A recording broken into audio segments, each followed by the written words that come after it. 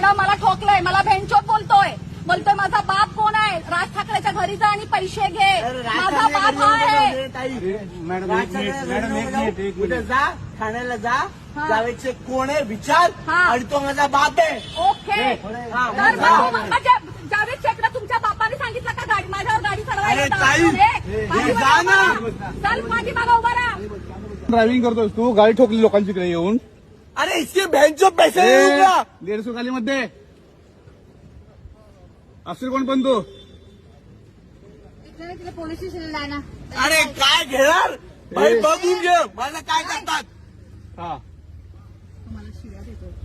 शिवाय दिले मग काय करतोय? काय बोललो बेंचच बोलतोय, काय बोलतोय? काय बोललो मला पोलीस स्टेशन मध्ये या माझं काय बघतात बघू. हा